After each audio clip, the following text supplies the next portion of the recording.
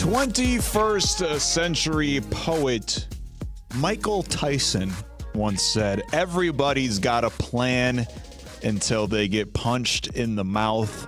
And well, the Wolves definitely got punched in the mouth, and now they're going to need a new plan after dropping Game 1 of the Western Conference Finals to the Oklahoma City Thunder, 114-88. Jeez. It hurts to even say that score. It hurts even more to actually see the game play out. This is a Howlin with the Homies presented by Youngstedts, the auto service masters. Book your service appointment today at youngstedts.com. The Timberwolves might want to book an appointment because the wheels came off in that second half after leading the Thunder 48-44. I believe that was the score at halftime.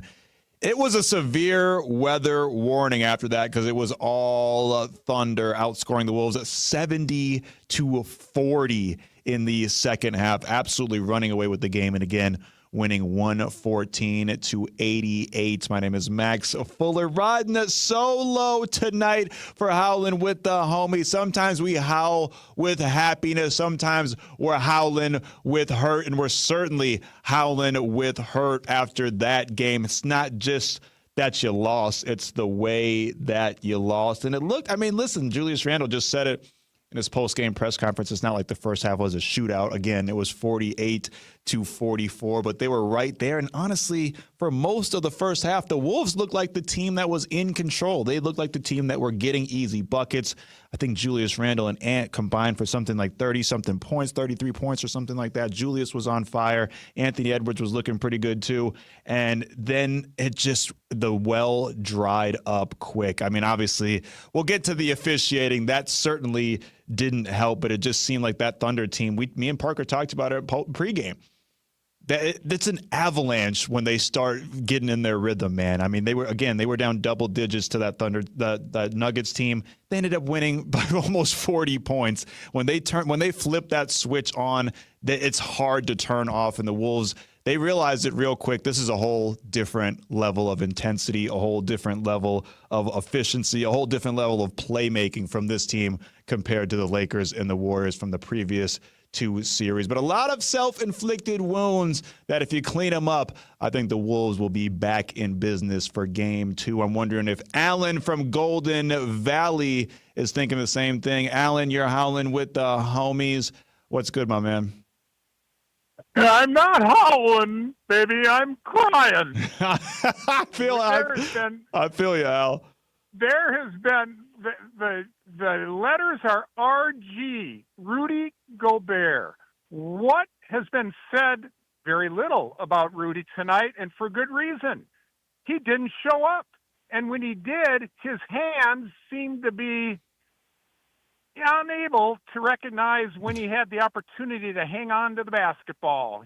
He should have been hanging on to his face or his head, because every time the ball landed anywhere near him, he played a juggling act, just waiting for the first Thunder guy from him, and that was usually the case. Appreciate you, Al. I mean, yeah, Rudy Gobert. There's not a whole lot of people that you could say actually did show up to the game tonight. Rudy Gobert, 1 for 3 from the field. I believe is this correct? He only had 3 rebounds is what the box score is saying. And that's unbelievable. Obviously, you're not expecting Rudy Gobert to be an offensive force or anything like that, but still 2 points, 3 rebounds is just completely unacceptable, as opposed to Chet Holmgren on the other side, who just was, looking like Hakeem Olajuwon or something in that second half. He was going crazy. He had 15 points, 7 rebounds, 3 assists. So pretty good game for the hometown kid, Chet Holmgren. But, yeah, Rudy Gobert. You want to see more from a guy like Rudy Gobert in a moment like this, especially. I mean, you don't have a clear-cut size advantage in the series like you did in the previous series against the Warriors and the Lakers, but still, 2 points and 3 rebounds is just unacceptable. We get you're not going to be an offensive force, but you got to be out there making a difference defensively, and obviously getting some boards, because that's clearly just not what was happening. And it feels like, OKC was able to get 54 points in the paint. So I think, listen, I was kind of onto it. Rudy Gobert he did not show up tonight. He did not have his best game. Not a whole lot of guys on the team had their best game. And in particular, Naz Reid, Nickeil Alexander-Walker, and Dante DiVincenzo. I mean, Jeesh. Dante DiVincenzo, 3 for 14 from the field. Nickeil Alexander-Walker, 3 for 11 from the field. And Naz Reid, 1 for 11 from the field. I mean, I think it's pretty safe to say that's probably the worst game of the season for not just one, not just two, but 3 of the Wolves' top bench players. I mean, for Naz Reid, Dante DiVincenzo, Nickeil, these are guys we've relied on all season that they wouldn't even be in this position without just absolutely brutal game from Dante in particular, who just seemed to, at some point, listen, I'm not a hooper.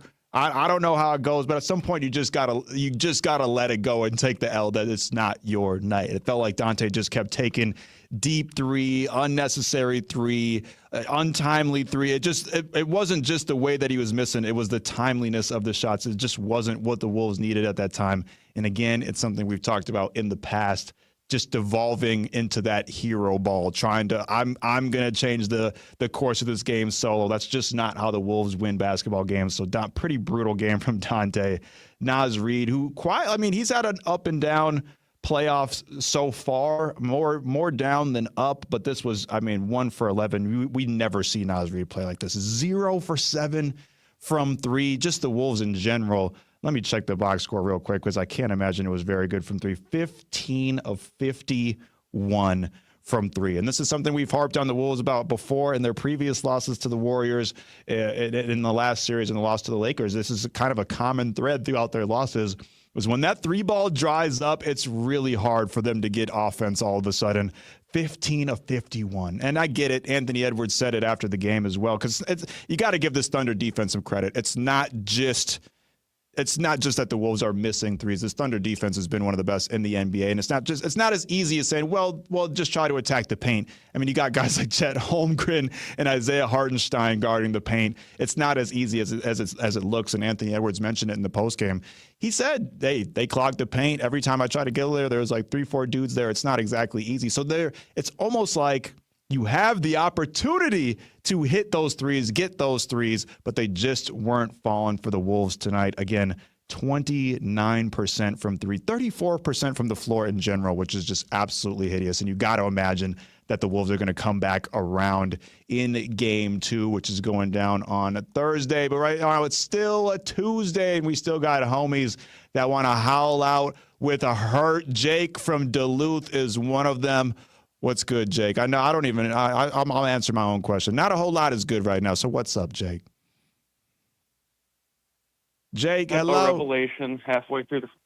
Can you hear me, Max? Yes, sir. Hey, so I had a revelation halfway through the 4th quarter. I started playing My Career in MLB The Show. Okay. How PA says Minnesota Moving Company. Well, I thank the Wolves bench for being the Minnesota Brick Lane Company because they're starting my basement on a house. Oh, come on. No, Jake, come on. I mean, hey, I bought a Nas jersey halfway through the season. Just help me have some faith in our bench. We're too good to be shooting like this. Exactly. You just got the faith right there for yourself, Jake. We're too good to be shooting like this. We know this Wolves bench but that's been one of the Wolves' primary strengths throughout the season. That's why they're in the Western Conference Finals. That's something we've touted all playoffs long, all season long, is that our bench guys are most teams' starters. When's the last time? I bet Naz Reid has probably never had a game where he shot 1 for 11 and 0 for 7 from 3. I mean, Dante DiVincenzo, Nickeil Alexander-Walker, they've had their struggles offensively, but and you got to imagine eventually things will come back around. Dante has been kind of up and down. Nickeil is obviously, his struggles have been well documented throughout the playoffs, but Naz Reid, you have to imagine it's going to come back around. 0 for 7 from 3 is just absolutely unacceptable. But he's sixth man of the year last year. He's one of the best players, one of the most underrated players in the NBA. He's just it's just a down game, and you got to imagine that he's going to bounce back. Because again, this Wolves team, it's a lot of self-inflicted wounds, man. It was one of the probably the primary key that most analysts, most fans said going into this game. The Wolves got to take care of the ball. The Thunder were leading the playoffs, averaging 24 points off of turnovers per game. Tonight, they forced 19 Wolves turnovers and turned that into 31 points. I mean, obviously you can't just have 0 turnovers, but you cut that number down. All of a sudden, this is a lot closer ball game, and you don't know what's going to change down the stretch. So it's tough, but it is what it is. Wolves down 1-0. But listen, you don't lose. It ain't sudden death. You don't lose series off of game 1. There's still hope to be had. And again, a lot of these wounds are self-inflicted, Wolves fans. Yes, they put belts to butts. We saw an ass whooping tonight, but this Wolves team has shown us resilience. They've shown us that they can play with the big dogs, hang with the best of the best, and we just got to believe that they're going to show us their A game. Anthony Edwards, Julius Randle, they're going to find a way. Chris Finch and the Wolves coaching staff, they're going to mastermind a way to get through this stout Thunder defense, and hopefully we'll be a Howlin with happiness after game 2 on Thursday night, and we'll be talking about a 1-1 tied series. Until then, the fan has got all things Wolves covered like a blanket wrapped inside a Snuggie, inside a Chipotle burrito. 5:30 a.m. to 6:30 p.m. tomorrow. We're going to be talking wall-to-wall Wolves, breaking down what went wrong and why you should still have hope. In the meantime, this has been Howlin with the Homies, presented by Youngstedts. I'll holler at you before game 2. Stay easy, y'all. Peace. Have some hope.